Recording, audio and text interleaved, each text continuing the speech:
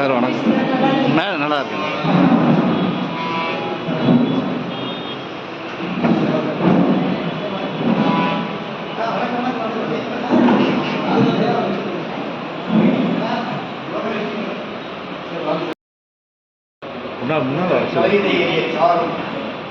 பனிமலர் ஏறிய தேன் காய்ச்சும் பாகிட ஏறிய சுவையும் நனிப்பசு பொழியும் பாலும் நிரம்பிய குளிரில நீரும் இனியனையுமே இனியும் தமிழை என் உயிரை பெண்களே. அன்பார்ந்த வாசக பெருமக்களே, நூலக வார விழா நவம்பர் 14 துவங்கி 21ஆம் தேதி முடிய ஒரு வார காலம் நாடு முழுவதும் அனுசரிக்கப்பட்டு வருகிறது.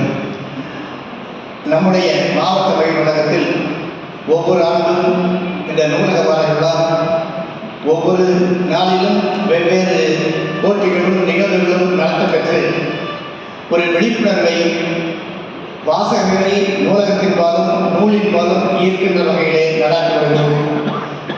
மக்களிடையே வாசகர்களிடையே புரிந்து கிடைக்கிற பல்வேறு ஆற்றல்களை வெளிப்படுத்துகின்ற விதமாக நிகழ்வுகளை நடத்தி வருகிறோம் என்பதை நீங்கள் எல்லாம் அறிவீர்கள். அந்த வகையில் 18ஆம் தேதி தொடக்க நாளன்று குழந்தைகளுக்கான ஓவியப் போட்டி நடைபெற்றது. 15ஆம் தேதி வெள்ளிக்கிழமை வார விடுமுறையாக நேற்றைய தினம் எந்த நிகழ்வும் இல்லை. இன்று நேற்றைய நடத்த நிகழ்வையும் சேர்த்து காலையில் ஒரு நிகழ்வு நடைபெற்றது. இப்பொழுது மாலையில் விவாத காலையில் நடைபெற்றது. ஒரு சில இருக்கிறவங்க நான் பேசவே கூடாதுங்க. ஏதாவது ரொம்ப அழகா இந்த பக்கத்தில் யாருமா நக்கல் ஜெயலட்சுமிக்கு ஒரே ஒரு விஷயம் மட்டும் சொல்லணும். அவங்க அப்பா பற்றி சொன்னாங்கல்ல, ஆனால் அவங்க அப்பா கல்யாண மண்டபம் கட்டி வச்சதை சொன்னாங்களா? அவங்க அப்பா கல்யாண மண்டபம் கட்டி வச்சிருக்காரு. 40 பவுன் போட்டு 2 பிள்ளைகளை கட்டி கொடுத்துருக்காரு. 4 வீடு கட்டி வச்சுட்டு அதுக்கப்புறம் இப்போ அதெல்லாம் அவங்க அம்மா பார்த்துட்டு இருக்காங்க. இது அதை விட அவங்க ஊர்லேயே முதல் முறையாக படித்த பெண்கள் அவங்க குடும்பத்தில் இருந்து ஜெயலட்சுமியும் அவங்க தங்கச்சியும் தான். அதை பற்றி யாருமே சொல்ல பார்த்தீங்களா? அதே மாதிரி அந்த பொதுவாகவே இங்கே பேசுகிற எல்லாருமே ஆண்களுக்கு அன்பு இல்லை, தாய்மை இல்லை அப்படின்னு சொல்றாங்க. ஆனால் அப்படி கிடையாது. தெய்வங்கள் எல்லாம் தோற்றே போகும் தந்தையின் அன்பின் முன்னே, தாலாட்டம் பாடும் தாயின் அன்பும் தந்தையின் அன்பின் பின்னே, தங்கத்தை மார்போடு அணைக்கையிலே தந்தைக்கும் தாயனுக்கு சுரந்ததமா அப்படின்னு சொல்லுவாங்க. ஆண்கள்னா அன்பு காட்ட தெரியாது, அன்பு இல்லாதவங்க இல்லை, அன்பை வெளிப்படுத்த தெரியாதவர்கள், அவ்வளவுதான் அன்பு. அந்த அக்காக்கு மட்டும் சொல்லிடுறேன், பெண் சிங்கம் வேட்டையாடுமா, பெண் கொசுவாங்க எல்லாரையும் ரொம்ப கடிச்சுக்கிட்டே இருக்கும் அப்படின்னு தெரிஞ்சுக்கோங்க.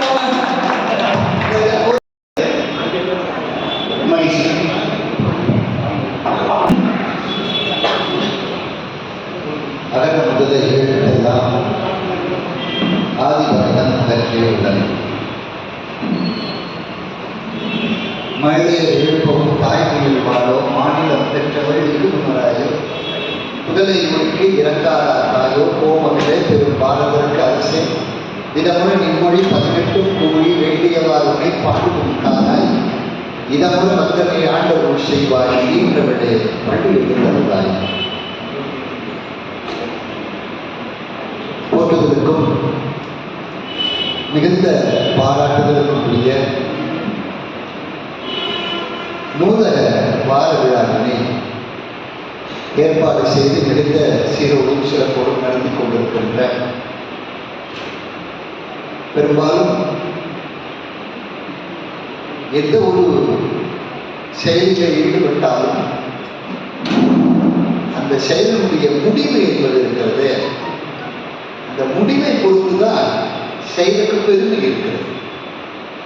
ஒரு காரியத்தை தொடங்கினால் அந்த காரியம் முடிக்கிற பொழுது அதனுடைய பயன் மேன்மையானதாக இருக்குமானால் நாம் எடுத்துக்கொண்ட செயல் மேன்மையான செயல் என்று பொருள். அப்படி இந்த உலகத்திலே ஒரே ஒரு இடம் மட்டும்தான் மேன்மையை தரக்கூடிய செயலாக அமைகிற இடம். உலகத்திலே ஒரே ஒரு இடம்தான். அது எதுன்னு கேட்டால் நூலகம். நூலகத்துக்குள்ளே யார் நுழைந்தாலும் அறியாமை இருள் நீங்கி அறிவு என்ற ஒளியை பெறுகிற ஒரே இடம் இந்த உலகத்திலே நூலகம் மட்டும்தான். அதனால்தான் மனிதனை பற்றி சொல்கிற பொழுது ஒரு மேல்நாட்டு அறிஞர் சொன்னார், every man is a volume. மனிதனும் ஒரு புத்தகம். You must know how to read. உனக்கு மட்டும் அவனை நல்ல முறையிலே படிக்க தெரிந்தார்.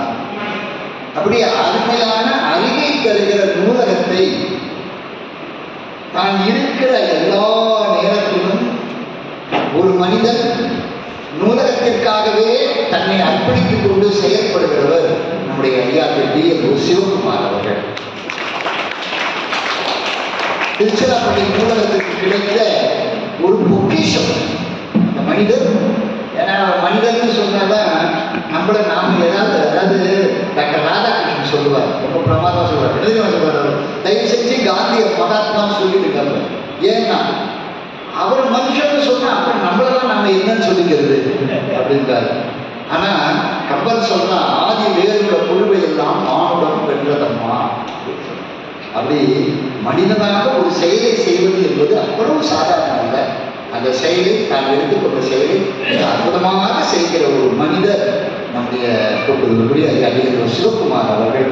அவர்களுக்கு இந்த நேரத்திலே நன்றியை தெரிவித்து என்னை இந்த இடத்துல ஆற்றுப்படுத்தி என்னுடைய அருமை ஐயா, என்னுடைய தந்தைகளாகிய மாணவராக விளங்குகின்ற ஐயா திரு கோவிந்த்சாமி அவர்களுக்கு என்னுடைய பணிவான நன்றி வணக்கம். எனக்கு கூட கொஞ்சம் பயம் உண்டு. ஏன்னா மேலே உட்காந்துக்கிறத விட கீழே உட்காந்துக்கிறது கம்மியா இருக்கும். மேலே இவ்வளோ கூட்டம் இருக்கு, கீழே கூட்டம் கம்மியா இருக்கும் அப்படின்னு ஒரு பயம். திருக்குறளார் முனுசாமி ஐயா சொன்னது ஒன்றுதான் ஞாபகம் இருக்குது. பொள்ளாச்சியில் அவருக்கு நிகழ்ச்சி கூட்டம் இல்லை முன்னாடி.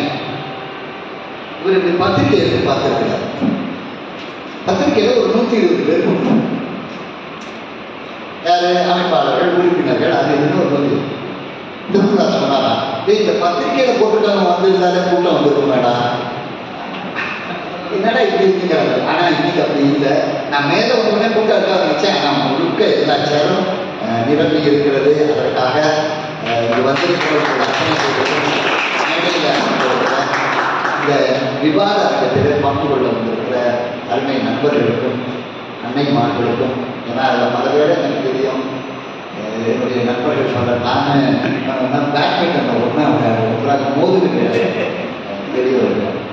நாங்கள் வார்த்தைகளை மோதிக்க மாட்டோமே தவிர கையால் நிறையா மோதிக்குவோம். நாங்கள் அப்படி எங்கள் பள்ளிக்கூடத்துக்கு வருவார், நான் ஒரு பள்ளிக்கூடத்துக்கு போவேன்.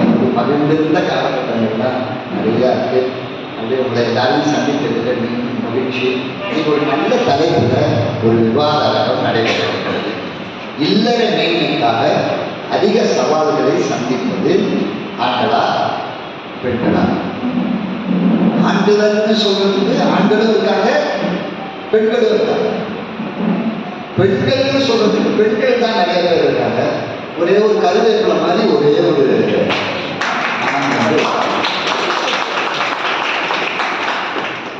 இதுக்கு நான் நடுவர். ஆனா உங்களுக்கு ஒன்று தெரியுமா, இந்த நிகழ்ச்சிக்கு என்னை விட பொருத்தமான நடுவர் யாரும் இருக்க முடியும்? ஏன்னா என் பேர் மாது. பேர் தான் மாது. நீங்க எல்லாம் நினைச்சுக்காதீங்க, பேர்ல தாங்க மாது. மாதுனா பெண்ணு அர்த்தம், பேர்ல தான் மாது. ஆனா என் பேர்ல ஒரு வசதி பண்ணிருக்கீங்களா? என் பேர்ல காலை போட்டாலும் மயக்கம் வரும், காலை எடுத்தாலும் மயக்கம் வரும்.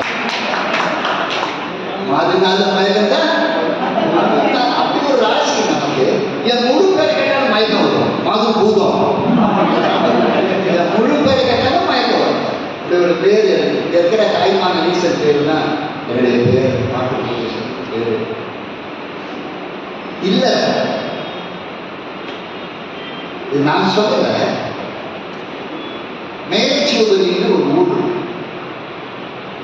அங்க அருமையான கணேசன் செந்தமிழ் கல்லூரின்னு ஒரு கல்லூரி இப்ப இருக்கு. அறிவியல் கல்லூரியா மாறி போச்சு. ஒரு நாளுக்கு தமிழ் கல்லூரி.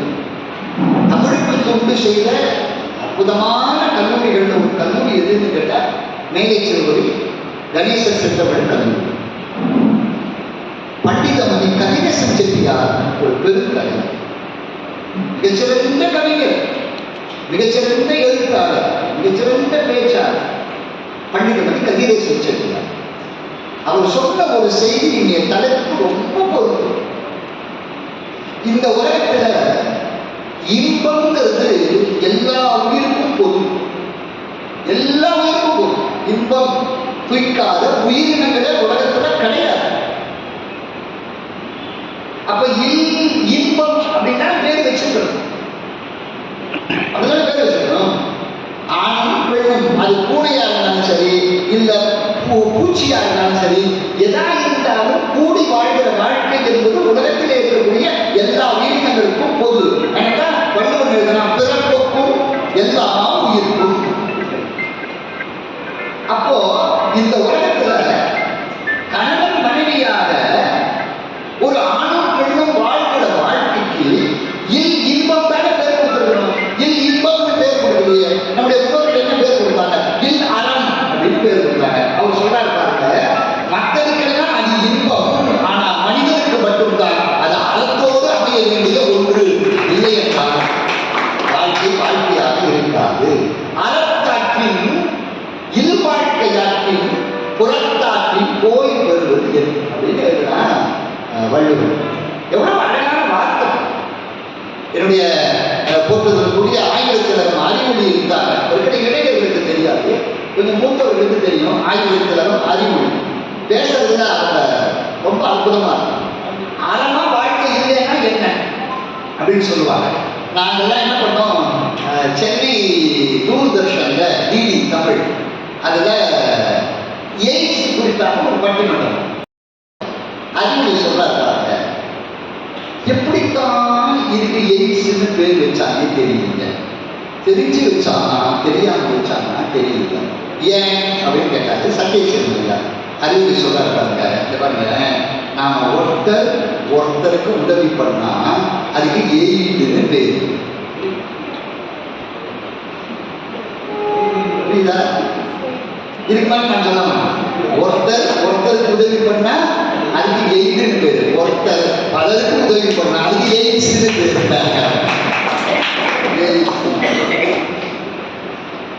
அறமில்லாத வாழ்க்கை ஒரு வாழ்க்கையே இல்லையே. அறம்தான் இந்த உலகத்துல என்றைக்கும் நிலைத்து நிற்கக்கூடியதுங்கிறத மறந்து விடாதீங்க. அது சொல்லுல இருக்கலாம், அது செயல்ல இருக்கலாம், எதை எடுத்துக்கொண்டாலும் சரி, வாழ்க்கையில அறமற்ற வாழ்க்கை என்பது ஒன்று இருக்குமானால் அந்த சமுதாயம் இல்லாது போகும். அதுதான் உண்மை. அப்போ அது இன்பமாக இருந்தாலும் அதுல அறம் இருக்கும், அது பொருளாக இருந்தாலும் அதுல அறம் இருக்கும். ஈதல் அறம், அவை படிக்கலாம். ஈதல் அறம், தீவினை விட்டு ஈட்டல் பொருள். அப்ப தீவினை விட்டு ஈட்டல் பொருள்னால என்ன அர்த்தம்? அறக்கணும் அர்த்தம். தீவினை விட்டு ஈட்டல் பொருள். எஞ்ஞான்றும் காதலர் இருவர் கருத்தோமித்து ஆதரவு பட்டதே இல்வாழ்க்கை. அப்ப இல்வாழ்க்கைனா என்ன? கணவன் மனைவிக்காகவும் மனைவி கணவனுக்காகவும் இருவரும் சேர மக்களுக்காகவும் வாழ்கிற ஒரு ஒப்பற்ற வாழ்க்கை இருக்கிறது. அந்த வாழ்க்கை தான் இல்லறம். அப்ப அந்த இல்லறத்துக்கு எது தேவை அப்படிங்கிறத பத்தி தான் அதுல இருக்கக்கூடிய சவால்களை எல்லாம் சந்தித்து அந்த இல்லறத்தை மேன்மையாக நடத்தக்கூடிய பக்குவம் யாருக்கு இருக்கிறது? ஆண்களுக்கு இருக்கிறதா பெண்களுக்கு இருக்கிறதான்னு ஆண்கள் பக்கத்துல ஒரு 9 பேர் வந்து பேச போறாங்க. பெண்கள் பக்கத்தையும் 10 பேர். ஒண்ணு கூடிடுச்சா? நீங்க 8 பேர் தானா ஆண்களுக்கா? சார் எங்க போனாலும் நமக்கு இதே இல்லை சார். ஆண்களுக்கு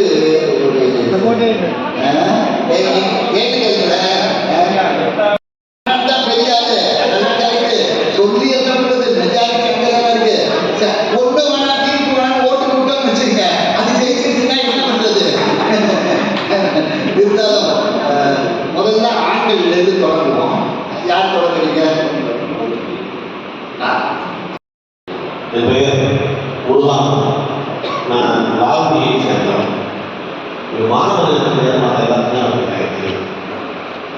ஐயா நிகழ்ச்சி எல்லாரும்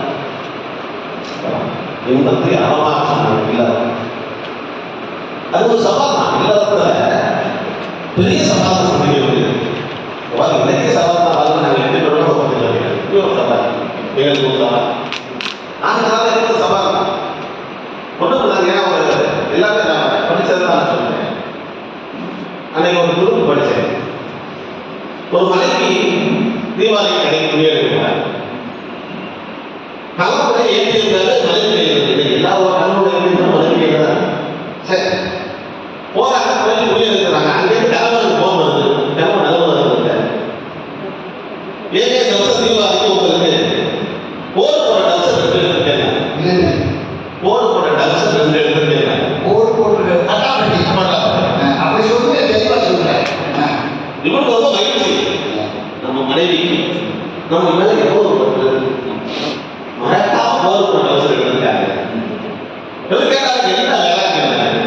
வேலையெல்லாம் என்ன புரியுது. எவ்வளவு சாமர்த்தியம்.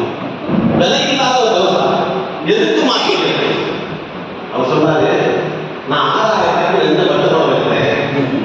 ஒரு பட்டுப்படத்துக்கு 1 கோடி பட்டு சொல்லி அதெல்லாம் 2 இருக்கு. மிச்சம் பணம் இருக்கா கேட்டேன். மிச்சம் பணம் இருக்கா கேட்டேன். இல்லையே எனக்கு நான் வேற ஏதாவது இதுதான் இல்லாத பார்க்கல ஆண்கள் சந்திப்பு பேசுவா. அவர் என்ன சொல்ல வர தெரியல. அவரோட வாழ்க்கையில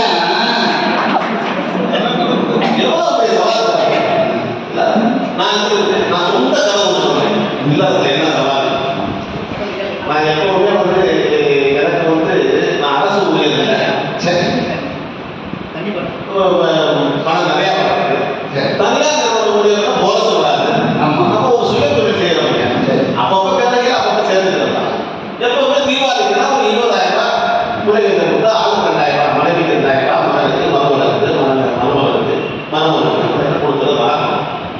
இந்த வருஷத்துக்கு உண்மையான சவால் எப்படி சந்திக்கிறேன்னு பாருங்க. 20,000 ரூபாய் பணத்தை 24ஆம் தேதி 23ஆம் தேதி அவங்க ஊர் கொடுத்தவங்க வச்சிருக்கீங்க. திடீர்னு இந்த மாதிரி மாலையில் ஒரு சரியான மின்னல் இடி நம்ம வீட்டுக்கு வெளியில நம்ம வீட்டுக்கு வர சர்வீஸ் மாலை என்ன செய்வீங்க? கரண்ட் எதுவுமே நடக்காது. போன் சார்ஜ் பண்ண முடியாது. முக்கியமான போன் தான் முக்கியம் இல்லைங்கய்யா. உடனடியாக அதுக்கு ஆள் வாங்கணும்.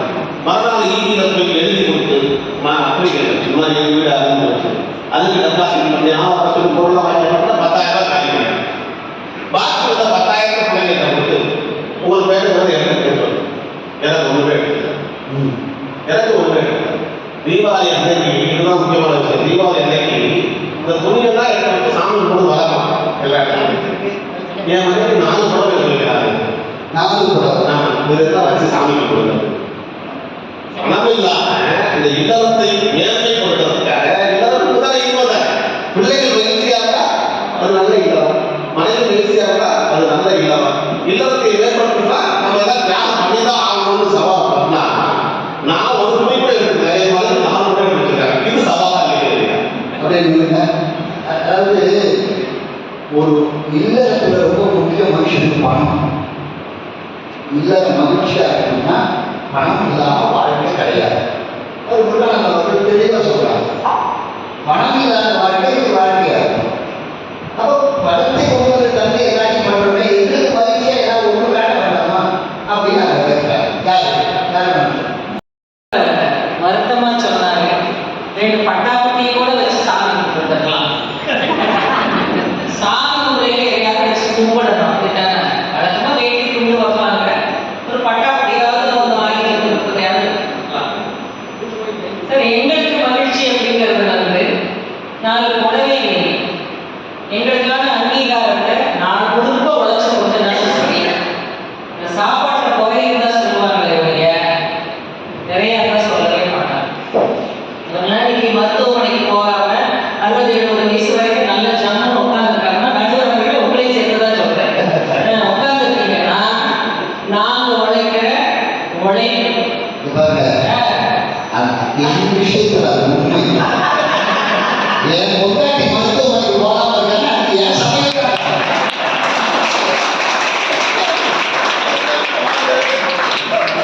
ரொம்ப மகிழ்ச்சி. ஏன்னா மனுஷனுடைய ஆட்கள் சமைப்பது அதுன்னு நன்கு எழுதியிருந்தாங்க. நீங்க ஒருத்தர் தான் கடைபிடிக்கிறீங்க நம்புறேன்.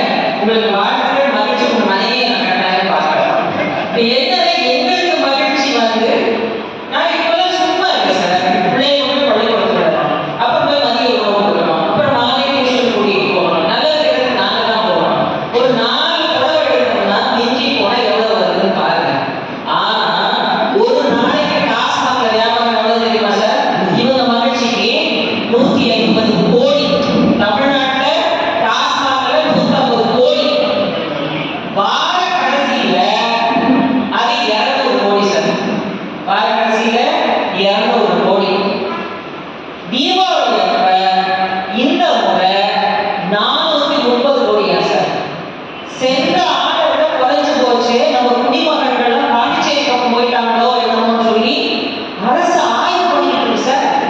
அப்ப எங்க மகிழ்ச்சி 4 புடவையோட முடிஞ்சு போச்சு சார். எங்களதெல்லாம் கோடியில வராது சார். எங்களதெல்லாம் கோடியிலேயே வராது. இது கோடி கணக்கில் போகும். உங்களுக்கு தான் 4 கோடி கிடைக்கணும். கோடினா புது கோடினா. ஆமா, அதனால இவங்க மகிழ்ச்சி வந்து அறம் சார்ந்ததாங்க. உணவு உடை இருப்பிடம் என்பது அடிப்படை தேவை சார். அதைத்தானே நாங்க நிறைவேற்றிக்கிறோம். சரி, ரொம்ப பிரமாதமா சொல்லியிருக்கிறார். அவர் சொன்ன செய்தி இப்ப நான் பணம் கொடுத்துடலாம். அந்த பணத்தை சரியான முறையில் பயன்படுத்தக்கூடியது முடியும். ஒரு பெண்ணினாலும் முடியும். அதனால அந்த இல்லத்துல எல்லாத்தையும் பாதுகாத்து சரியான அந்த டிஸ்ட்ரிபியூஷன் சொல்றோம் இல்லையா, டிஸ்ட்ரிபியூஷன் இதுக்கு கொடுக்கறது, இதுக்கு கூட கொடுக்கறது, இதுக்கு கூட கொடுக்கறது அப்படிங்கிற ஒரு தன்மை பெண்ணுக்கு தான் தெரியும் அப்படின்னு ரொம்ப தெளிவா சொல்லியிருக்கிறாங்க. இங்க இப்போ அவங்க சொன்னாங்க, இன்னைக்கு என்ன நாள் கார்த்திகை, ஆணும் பெண்ணும் சேர்த்துதான் எல்லா வேலையும். ஆணும் பெண்ணும் சேராவிட்டால் அழகு இருக்காது. அதாவது பகிர்ந்து செய்யணும்னு சொல்றாங்க. எத்தனை பேர் பகிர்ந்து சொல்றாங்க, செய்யறாங்க. இன்னைக்கு கார்த்திகை, எல்லாரும் இங்க வந்துடும். பெண்கள் வீட்டுக்காரத்தை கொடுத்துட்டு வந்துடும். அகல் விளக்கையும் எண்ணெயையும் ஏற்றுல 6 மணிக்கு அப்படின்னு சொல்லிட்டு கொடுத்துட்டு வந்துடும். அந்த அவர் முகம் சொல்லிக்காம சரிம்மா போய் பேசிக்குவாங்க, விவகாரத்தை பேசுவா, நான் விளக்கேற்றுவேன். ஆனால் நீ விளக்கேற்ற வந்த பொண்ணு நீ தான் அப்படின்னா எதுவுமே சொல்லலை. நான் நினச்சிட்டு வரேன், ஐயோ அவர் போய் விளக்கேற்ற சொல்லியிருக்காரு அப்படின்னு. ஆனால் அவர் முகம் சொல்லிக்கவே இல்லை.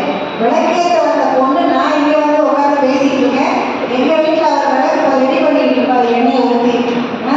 அதை மாதிரி ஒரு பொறுமையாக எல்லாத்தையுமே சரி நீங்கள் நான் ஒட்டுமலை எடுத்துக்கிறீங்கனாலும் ஓகேன்னு சொல்லிட்டு அவர் சண்டையை போட்டாரு. பொறுமையாக இதுலேருந்து பெண்ணுக்கு இருக்க வேண்டிய பொறுமை இப்போ ஆணுக்கு தான் கிடையாது. யாராவது ஒருத்தர் அட்ஜஸ்ட் பண்ணணும் போகுது, ஆண்கள் தானே அட்ஜஸ்ட் பண்ணிக்கிறாங்க. எப்பயுமே ஆண்கள் தான் அட்ஜஸ்ட் பண்ணிக்கிறாங்க. நான் எனக்கு குழந்தைங்க ஸ்கூலில் எப்படி கொண்டு வரணும் அப்படின்னா, நான் இவ்வளோ நேரம் சமைச்சு பிள்ளைகளுக்கு சாப்பாடு கட்டிக்கிட்டேன், பிள்ளைகளை ரெடி பண்ணேன், ட்ரெஸ் பண்ணேன். நானும் தான் இங்கே ஒரு பக்கம் சட்டை எடுத்து வந்தேன், நான் ஒரு பக்கம் பேண்ட் எடுத்து வந்தேன், நான் ஷூ போடுறேன், கை கட்டினேன். சரி, இப்போ என்னை பார்த்தா வெளியில் பார்த்தா நீங்கள் என்ன கொண்டாடி அழுக்கு, என் உடம்பு பூரா அழுகா இருக்கு, நீங்கள் கொண்டு விட்டுட்டு வந்துருங்க. ஓகேம்மா, நான் கொண்டு போய் விட்டுறேன். எல்லாத்தையும் தலையை ஆட்டி ஆட்டி ஆட்டி. இன்னொன்று சொல்றேன், நீங்கள் 8 பேர் தான் இருக்காங்க. 8ஆம் நம்பருக்கு வந்து அழைச்சி கொடுக்குற ஒரு எண்ணம் இருக்கு. எல்லாமே எல்லா நம்பரையும் பாருங்க, 1லேருந்து 10 வரைக்கும் பாருங்க. எல்லாத்தையும் அதை எழுதும்போது இடப்புறமாக தான் கை போயிட்டு வரும். ஆனால் 8 வளைச்சி அந்த 8 முன்னாடி போகும். முற்போக்கு சிந்தனை உள்ளவர்கள் ஆண்கள். இதை வந்து நான் சொல்லலை, பெரியார் சொல்லியிருக்காரு. 8ங்கிற எழுதி வந்து வளைச்சி விடும். அதனால் அந்த ராஜாஜியே 8வது பிள்ளை தான். ஆனாலும் அவர் நாட்டில் வந்து ஒரு சாதனை பண்ணாருனாலும் அவர் வந்து தன்னுடைய வீட்டில் வந்து எல்லாத்தையும் அட்ஜஸ்ட் பண்ணிட்டு அவர் வந்து ஆட்சி நடத்துறாருன்னா வீட்டில் வந்து அவர் போய் அடங்கி தான் போறாரு. ஏன்னா சரி, வீட்டில் அவர் சம்பாதிக்கிறது பூரா யாருக்கு, ஏன் அவர் வந்து பட்ஜெட் போடுறாரு, ஏன் சரி நம்ம அவங்களை நல்லத்தனம் பண்ணிட்டா குடும்பத்தில் 4 விதமாக நம்ம வந்து செலவு பண்ணால் நம்மளை நிம்மதியாக ஆஃபீஸில் வேலை செய்யலான்ட்டு எல்லாத்துக்கும் அவங்க வந்து பொறுமையாக இருக்காங்க. பெண்களை வந்து வேலைக்கு அனுப்புகிறாங்க. பெண்கள் வந்து இங்கே வர 20 பேர் வந்துட்டீங்கன்னா நம்மளை வந்து வேலை ஏற்றிட்டு அவங்க அழகு பார்க்குறாங்க. இத்தனை ஆண்கள் கீழே உட்காந்துருக்காங்க. மகிழ்ச்சி மகிழ்ச்சி விஷயம் தானே. ஏன்னு கேட்டா விட்டு கொடுக்கறது தானே வாழ்க்கை முடியும். இல்லக்கூடிய மேன்மை இருக்கு தெரியுமா, விட்டு கொடுக்கறதுல. அது ஆண்கள் எவ்வளவு தந்த சாயத்தை விட்டு கொடுக்கிறார். அதாவது இந்த விவாதத்துல என்ன ஒரு அழகுன்னா, இவர் பணம்ங்கிறாரு, அவங்க எல்லா வேலையும் நாங்க தானே செய்யணும்ன்றாங்க. கடைசி அவங்க என்ன சொல்றாங்க, விட்டு கொடுக்கறது. அதாவது ஒவ்வொருத்தரும் ஒவ்வொரு கோணத்திலையும் இந்த விவாதத்தை அணுகிறது ரொம்ப சந்தோஷமா இருக்கு. வாங்க, நீங்க என்ன சொல்றேன்? முருகன் ஐயா சொன்னாங்க, அவங்க மனைவி வந்து 4 புடவை எடுத்திருந்தாங்க, இவங்களுடைய பணம் தான், இவங்க தான் பொருளாதாரம் இருக்கிறாங்கன்னு. ஐயா, நீங்கள்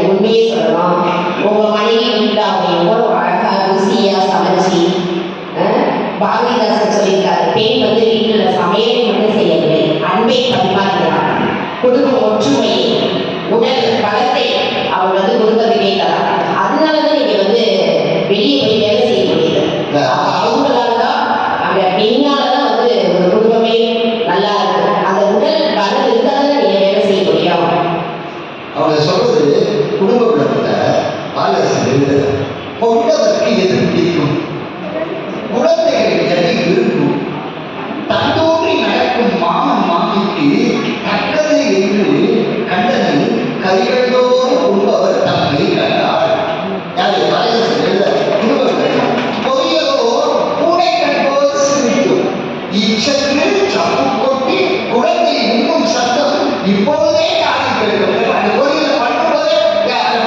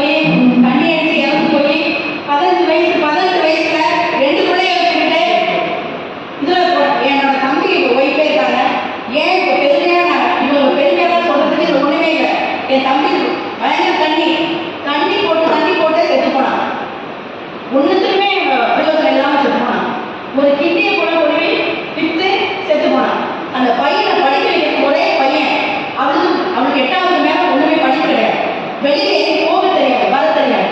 அப்படிப்பட்டவன் என்ன பண்ணான்னா கரூரில் டெக்ஸ்டைல்ஸ்க்கு போனான்.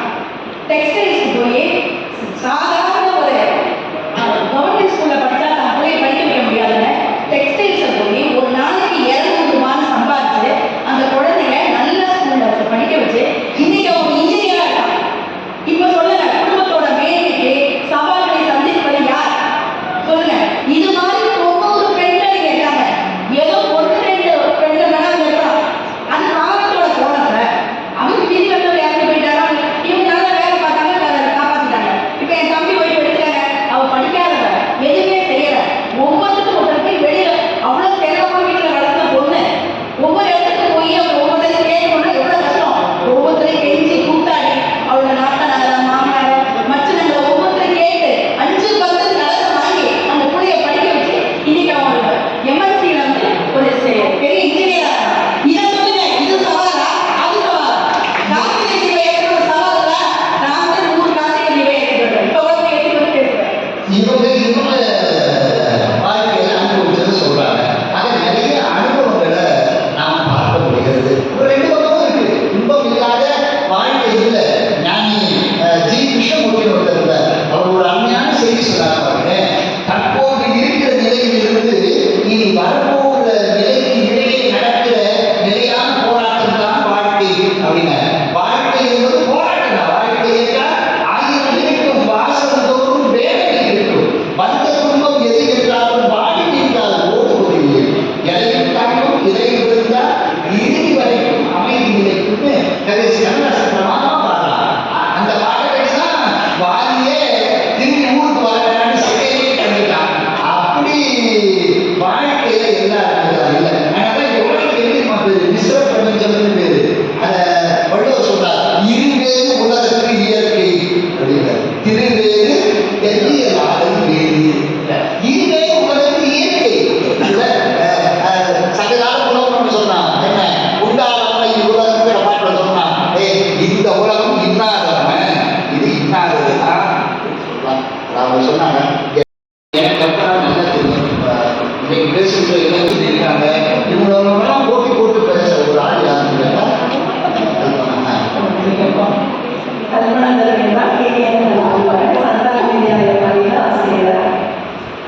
பொதுவா பெண்களை சமாளிக்கிறதே ஒரு பெரிய சவால் தான்.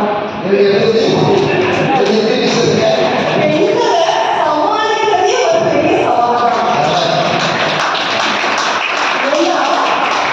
ஆளும் அது ஆழமில்லை, அது சேரும் கடல் ஆழமில்லை, ஆழம் எல்லையா அந்த பொம்பளை மனசு தாயா அப்படின்னு சொல்ற மாதிரி இந்த பெண்கள் நாங்க பெண்ணாயா சொல்றேன். நான் வந்து ஒரு பெண்ணா இருந்து ஆணுக்கு சப்போர்ட் பண்றேன்னா எந்த அளவுக்கு உணர்வு சப்போர்ட் பண்ணணும் அப்படின்றத நம்ம சொல்லணும் இல்லையா? ஒரு பெண்கள் நாங்க எந்த நேரத்துல எந்த விஷயத்தை எப்படி மனசுல நினைப்போன்றது யாருக்குமே தெரியாது, எங்களுக்கே தெரியாது. எங்க மனசு எப்ப எப்படி மாறும்னு அதை சமாளிச்சு அதை புரிஞ்சுக்கிட்டு நடக்கிறாங்க பசங்க எங்க கூட கொடுப்போம். அதுக்கே தாங்களுக்கெல்லாம் ஒரு பெரிய சலுகை கிடைக்க முடியாது. எனக்கு என்ன சந்தோஷம் கேட்டா, என் பேசுறவங்க பல பேர் நிச்சயமா 40-50 வயசு இருக்கும். நான் என்ன சொல்றேன், இப்ப இருக்கிற பெண்கள் மாடர்ன் லேடிஸ்லாம் வந்து பெண்ணுரிமை பேசிட்டு இருக்காங்க அப்படின்னு. எனக்கு தெரிஞ்சு இந்த எங்க இதுதான் ஆளுமை பேசுற ஒரு ஐயா இப்ப அம்மா உங்களுக்கு நிறைய வேலை வச்சிருக்காங்க. பூமியை பூமி தாயும் சொல்றோம், நதி கடல் எல்லாத்துக்கும் பெண்களுடைய பேரை சொல்றோம், இயற்கைக்கு பெண்களுடைய பேரை சொல்றோம். அப்படி இருக்கிறதே உங்களுக்கு தெரிய வேணாமா? எல்லாத்தையுமே பெண்களுக்கு விட்டு கொடுத்துட்டு ஆண்கள் எதையுமே எடுத்துக்காம இருக்காங்க பார்த்தீங்களா? அப்ப அதுக்கு எவ்வளவு பெரிய மனசு வேணும் உங்களுக்கு? ஆமாம்மா, இது ஒண்ணே ஒண்ணு, கிருஷ்ணா. கிருஷ்ணா அவ்வளவுதான். பிரம்மபுத்திரம் நம்ம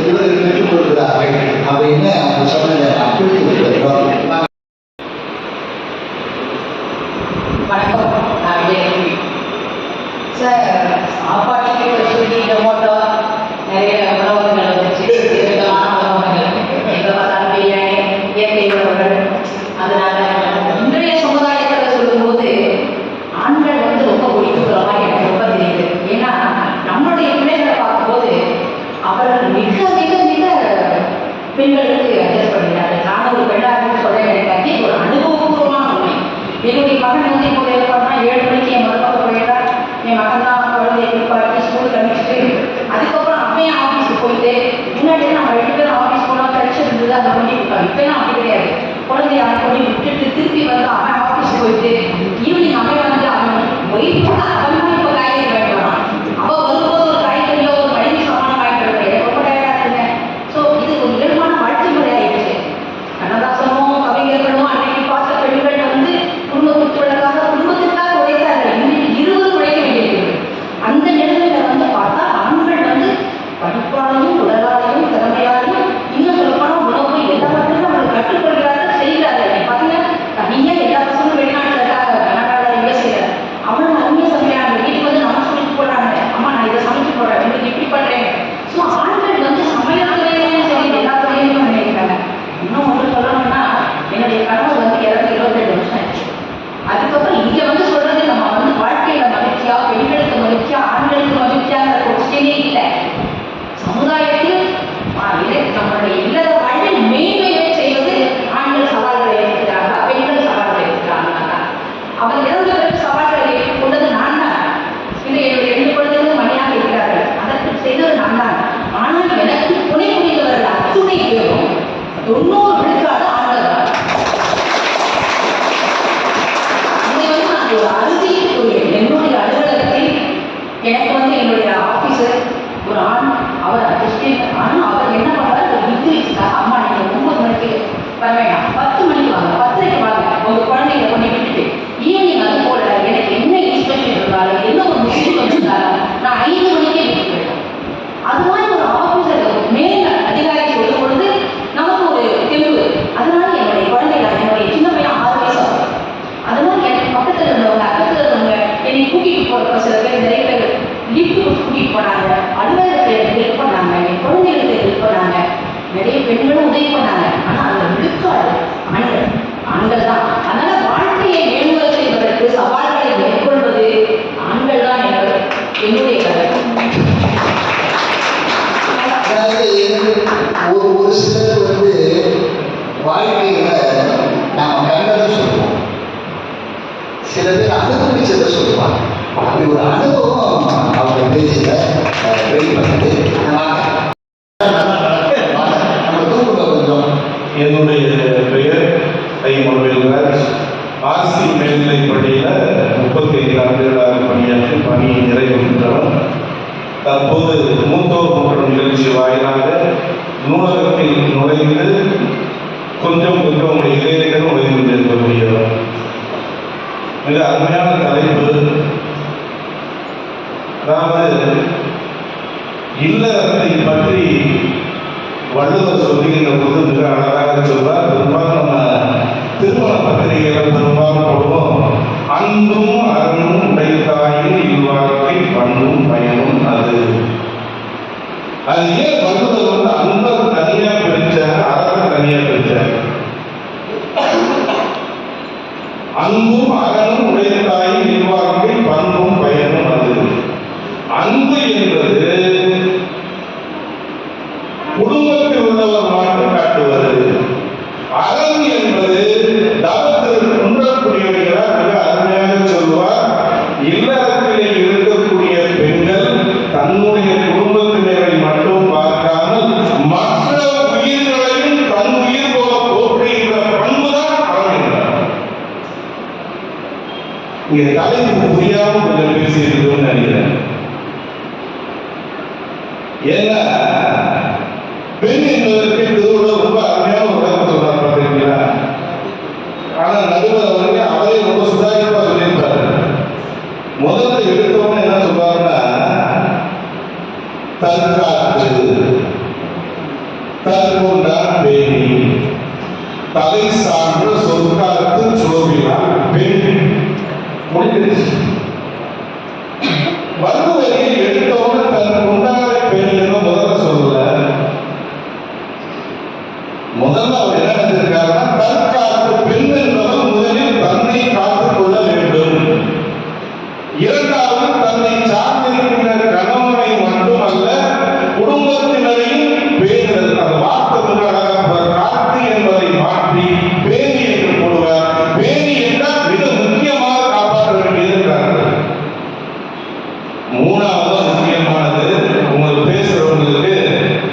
தலை சான்ற சொற்காத்து.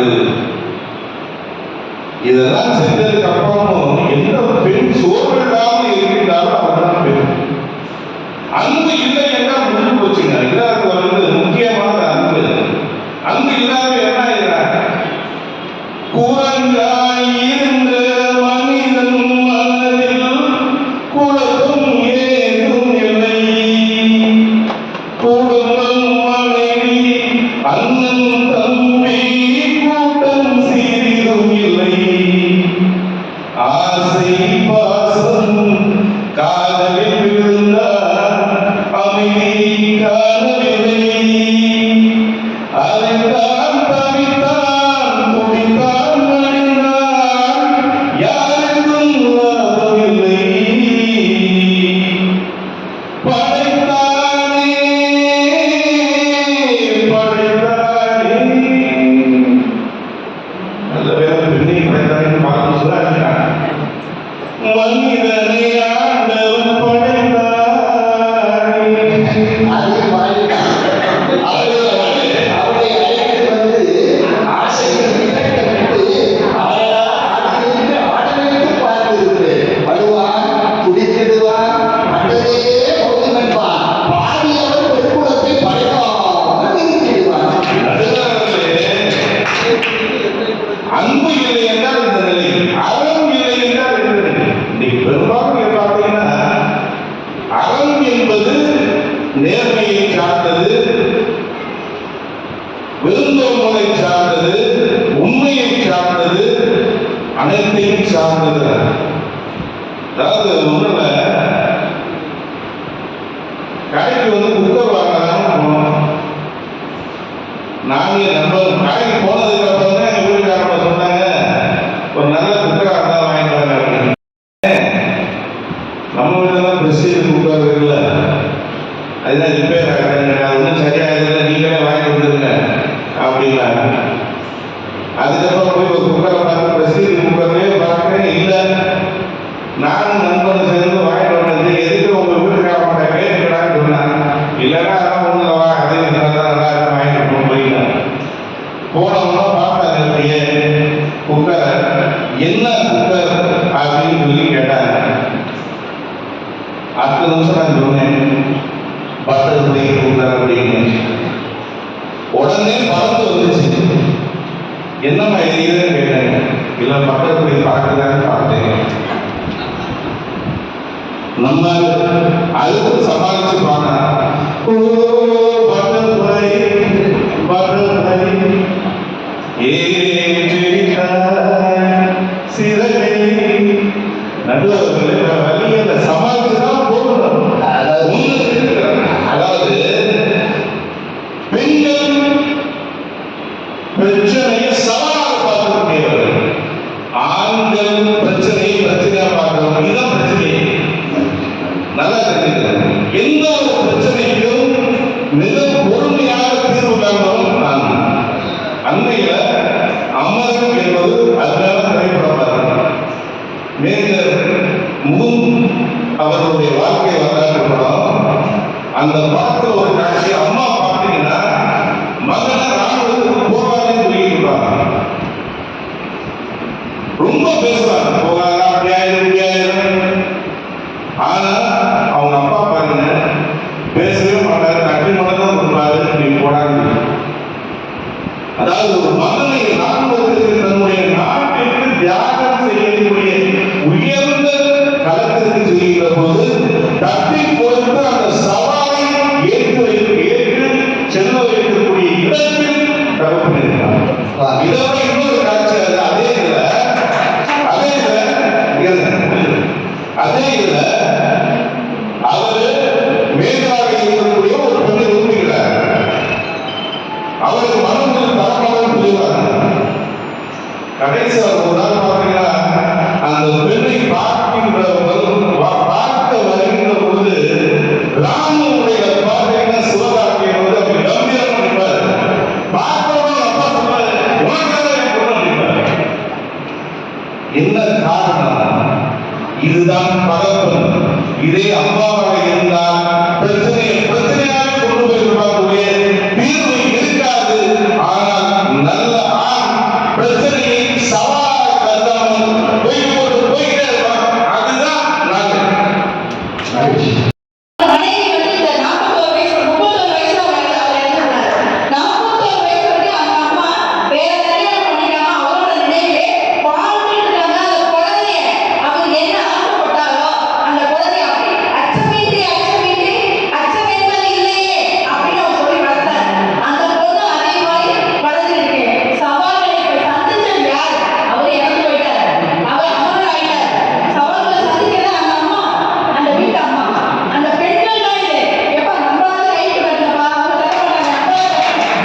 கொடுங்க அப்பா சார், இந்த ஒரே ஒரு சொல்லிடுறேன். அவர் சொன்னாரு, இப்படி வந்து ஆண்கள் வந்து பெண்கள் வந்து இல்லைன்னா எல்லாம் செய்வாங்க.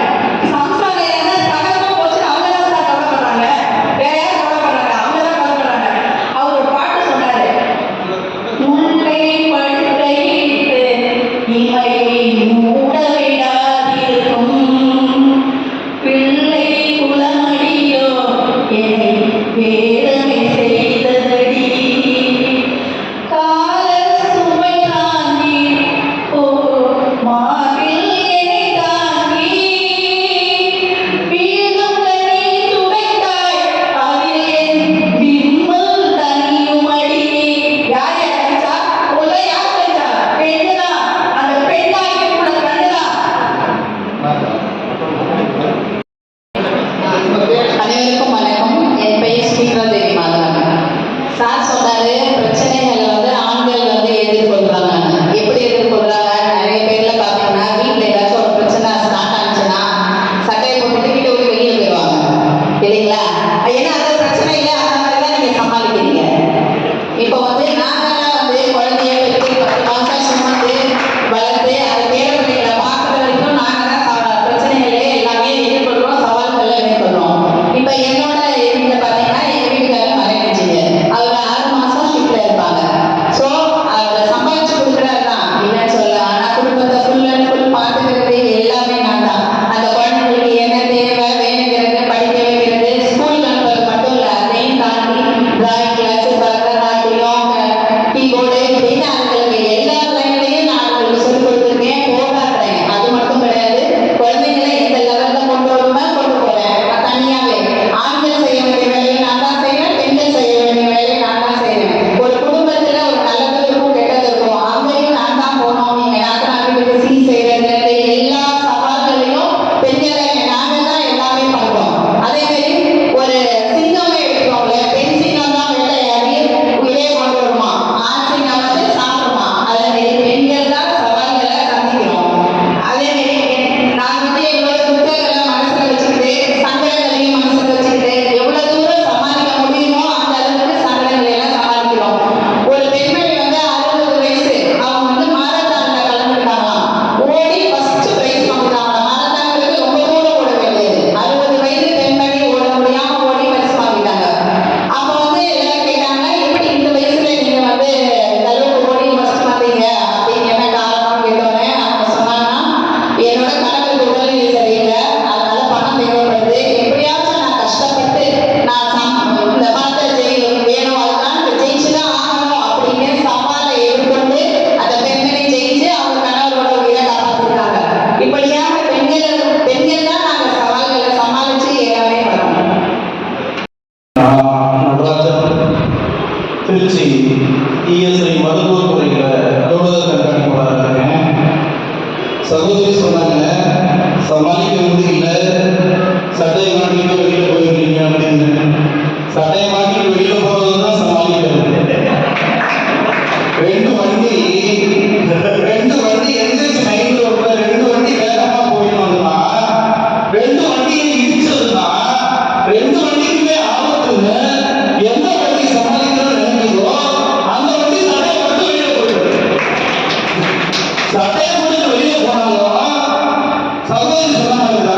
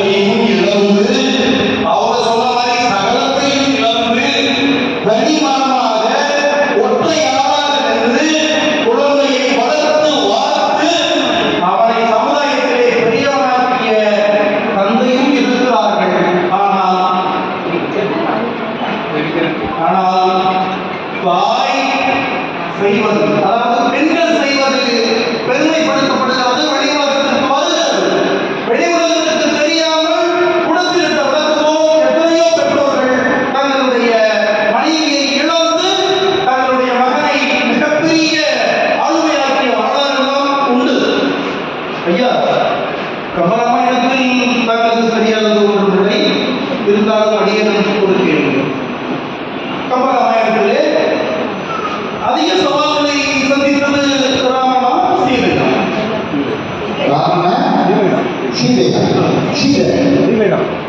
ஐயா, நான் சொல்றேன் ராமன் தான். அப்படியா? தீர்ப்பு இல்லை இது.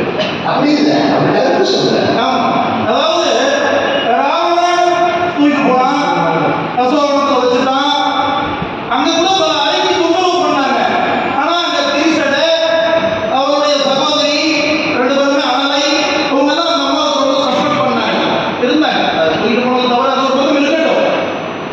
அப்போ அந்த சீதையை தேடி ராமன் பிராதனை பார்த்து, கபதனை பார்த்து, அப்புறம் சபரி அம்மாவை மதங்க முனிவருடைய ஆசிரமத்துக்கு போய் அந்த மாதிரி ஸ்ரீமுகபாரதத்தை காமிச்சு, அங்க போய் சுத்திரனை பார்த்து, வாலியை சாத்து, இலங்கைக்கு போய் விபீஷணனை ஃப்ரெண்டாக்கி சண்டை போட்டு, அதுல வேற அவன் கொடுத்த ராகவாசத்துல எல்லாம் கட்டுண்டு மயங்கி தம்பியை போயிடுவாங்க என்னமோன்னு மனைவிதான் போனா, இவன் ஒருத்தனாவது கூட இருந்தா இவன் போயிடுவானா இவனெல்லாம் பயந்து பல்வேறு சவால்களை சவாலிட்டு இறுதியில தான் மனைவிய அவர் மீட்டெடுக்கிறார்.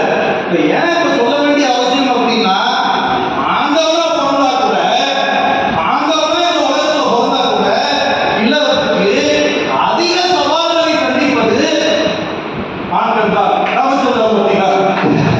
அடுத்தது நாங்கதான் கஷ்டப்படுறோம், நாங்கதான் கொண்டாடுறோம், நாங்கதான் பிள்ளைய வளர்க்கிறோம். ஐயனுக்கெல்லாம் எங்கெல்லாம் வந்துவிட்டு வெத்தது பட்டினத்தை சொல்ற மாதிரி நீங்க தான். உள்ள 4 வயசு ஆயிடுச்சுங்க, அவன் வீட்டுக்குள்ள பள்ளிக்கூடம் இருந்துச்சு, இவன் வீட்டுக்குள்ள பள்ளிக்கூடம் இருந்துச்சு. போய் அந்த பள்ளிக்கூடத்துல போய் அட்மிஷன் வாங்கிட்டு வாங்க. எல்கேஜில போய் வரிசையில நின்று அட்மிஷன் வாங்குறது எவ்வளவு சிரமம். அப்புறம் எப்படியோ ஒரு வழியா காலை பிடிச்சி கையை பிடிச்சி உங்களை மாதிரி பெரியவங்களை பிடிச்சி பள்ளிக்கூடத்துல சேர்த்து விட்டுட்டா, அடுத்தது அவன் பையன் ஒரு 10 நாள் பள்ளிக்கூட போவான், அப்புறம் உடனே கோச்சு ஓடியாகும். அந்த டீச்சர் நம்ம மிரட்டிட்டாலும் என்னன்னு தெரியலீங்க, போய் பார்த்து கேட்டுக்குவாங்க. அங்கே போய் நம்ம டீச்சரை பிடிச்சி சத்தம் போட்டு, அப்புறம் அந்த டீச்சர் நம்மளை சத்தம் போட்டு, அப்புறம் நம்ம கொஞ்சம் இறங்கி சமாதானமாகி சரிம்மா நம்ம பிள்ளைய பார்த்துக்குமான்னு சொல்லி, இப்படி படிப்படியாக அப்புறம் அவன் ஒரு 10ஆம் கிளாஸ் வாங்கிட்டாங்க. 10ஆம் கிளாஸ் தாண்டிட்டானா, அவனை போய் +1 நல்ல பள்ளிக்கூடமா பாருங்க, இங்கெல்லாம் ஒன்றும் பள்ளிக்கூடம் இல்லைங்க, போங்க ராசிப்போம், அங்கே போய் வரிசையில் நின்றுங்க. அதுக்கு 2 நாள் கியூவில் நின்று அங்கே போய் அட்மிஷன் வாங்கி அவன் 12ஆம் கிளாஸ் முடிப்பான். அதுக்கப்புறம் கல்வி கடன் இப்படி எவ்வளவோ போயிட்டே இருக்குது. அதனால இறுதியாக சொல்றது என்ன அப்படின்னா, ஆண்டவனாக இருந்தாலும், ஆண்டவனே அவதாரம் எடுத்து வந்தாலும், இல்லற வாழ்வை பொறுத்த வரைக்கும் அதிக சவால்களை எதிர்கொள்வது ஆண்கள் தான் என்று சொல்லி வாதத்தை நிறைவேற்றுகிறேன். நன்றி. எனது பேர் விதானந்தம், பட்டதாரியாசிரியர் பணியினை. தேரிழுக்க நீண்டதொரு கயிறு தேவை, தெளிவில்லா மனிதர்களுக்கு அழிவு தேவை. சீர்கெட்ட குடும்பத்துக்கு சிந்திக்க, சீரமைக்க ஒரு பெண்தான் தேவை. அதனாலதான் மகாகவி பாரதி பாடினாரு. என்ன பாடினாரு?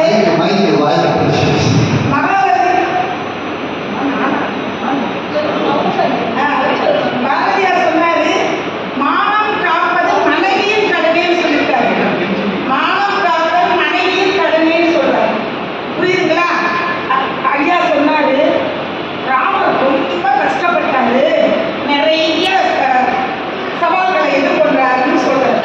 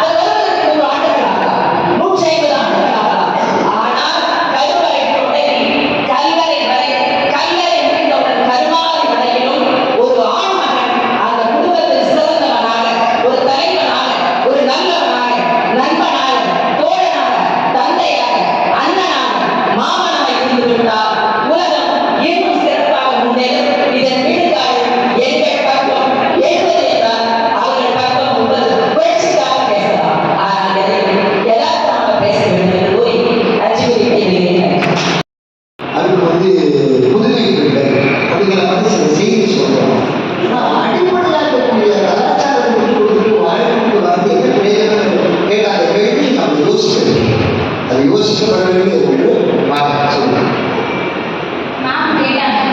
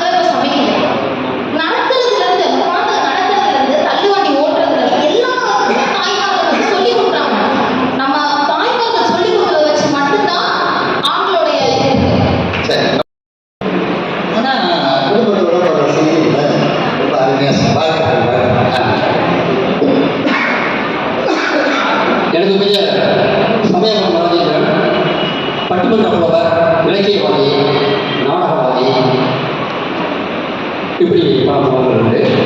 இன்னைக்கு அழகான தலைப்பு தமிழ் சமல் ஓய்வாமையா கீழே சொன்னாங்க வந்து வழக்காடு மன்றத்தில் வந்து கலந்து கேட்க சொன்னாங்க.